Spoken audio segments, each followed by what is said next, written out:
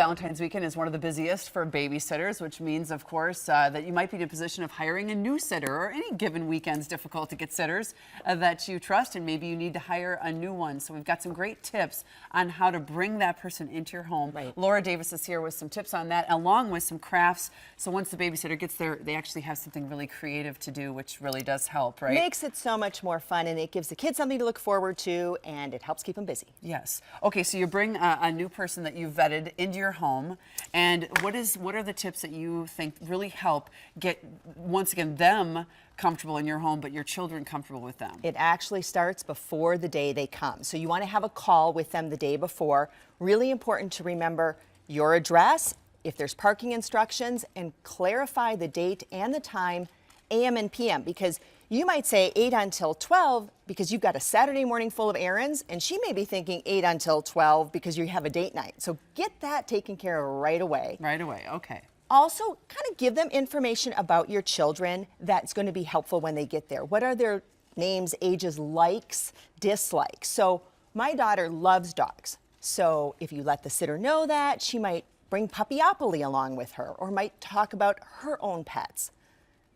Also, the things that they might try to sneak in. So my son tries to eke back his bedtime. Yeah. He tries to sneak in a double dessert. Sure. Let the sitter know the lay of the land on that phone call ahead of time. It just gives everybody a breathing room so it's not crazy when they arrive. Okay, so you lay the land, and then when the doorbell rings, have the kids come to the door with you. That's Absolutely. key. Yes. It is never a good surprise to spring it on the kids that you have a new sitter. Right? So let them know that new sitter's going to be there, and everybody come to the door together. They can say hello. It's an exciting moment. If your children are old enough, have them give the sitter, answer the door, and give the sitter a tour. It gives them some one-on-one time while you're still in the home, eases that entry period. And really do give yourself a little bit of time. Don't have the, your plans out the door, reservation in 10 minutes. Have a little time where you're actually at home. And I even think when they're little, have them go show them their room. Hey, do you want to go show them your room? And then that gives them time where they can actually say, yeah, I want to show them my room. And then you can actually see how it's going and maybe answer any, final questions about that. And the kids' interests are there, and it's a springboard for conversation. Yeah, absolutely. Okay, so once you get them there and hopefully they're settled in, this is what they can be doing while you are out enjoying yourself as well. So at College Sitters, we love when we can theme activities around a season, so Valentine's Day is perfect. So here we have Addison. She's making this really cute, it's just with construction paper. And she has traced her hands, and she's cutting out her hands right now.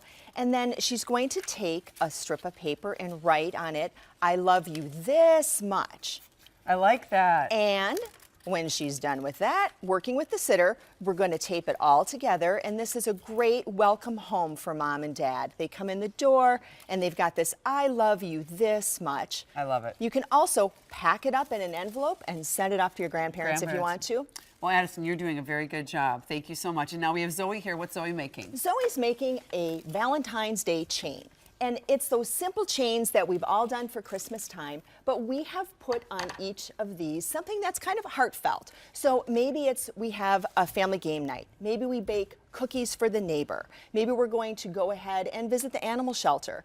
So you can come up with all these creative ideas, put them on these strips, and then every day between now and Valentine's Day, you as a family take one off, and the family gets to do something. It also will stimulate that conversation about what you did with the sitter that night and kind of bring them more into your home. That's very true. And then at the end of the day, maybe you're tired, maybe the sitter's tired, but then talk to them like maybe the next day and say, hey, how did things go? And talk to your kids and really connect the dots and make sure that maybe this person might be someone that you could put on your list. Right, especially if the kids are older, let them have a say in, yes, I really want that person back. That's a really fun one to do too. You'll hear that either way, that's for sure. They will let you know what they like. Well, thank you so much, Laura. Thank you, Zoe. And thank you as well. I really do appreciate it. We have a link to College Nannies, Sitters, and Tutors on KARE11.com.